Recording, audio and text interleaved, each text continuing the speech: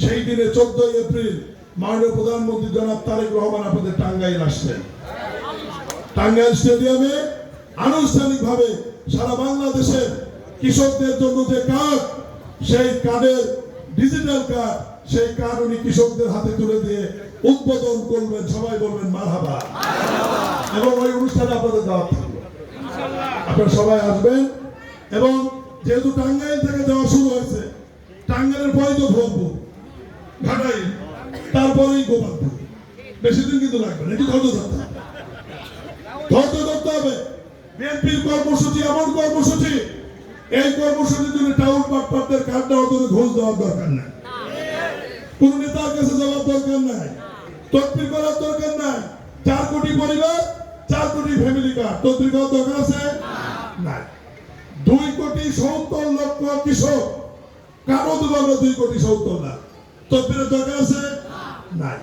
3.5 লক্ষ মসজিদ, সমস্ত মসজিদই 4 বছরে ইমাম মসজিদ খাদেমেরা বেতন পাবে, ভাতা পাবে, তদবিরের দরকার আছে নাই।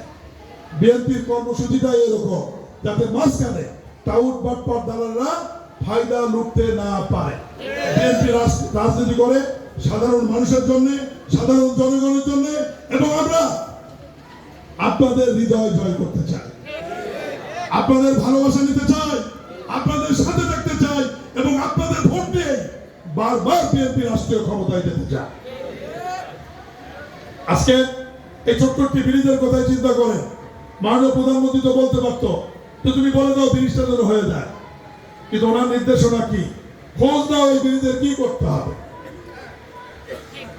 এরপর যখন বাংলাদেশ স্যার এটা এই অবস্থা, বলো বরাদ্দ পত্র রেডি করে আমাদের আব্দুল সালাম পিন্টু সাহেবকে খুব সম্মান করেন মাননীয় প্রধানমন্ত্রী, বললো যে তুমি ওনাকে সাথে নিয়ে এলাকাবাসীর সামনে গিয়ে বরাদ্দ পত্র ওনার হাতে তুলে দেখবেন। এই জন্য আপনাদের কাছে কষ্ট দিচ্ছি, ছুটির দিন, জুম্মার দিন, আমি তারপরে ছুটি আসছি ঢাকা থেকে, যাতে এটা আমি সরাসরি দিয়ে যেতে পারি। আগাম হচ্ছে জোরে বলবেন তো।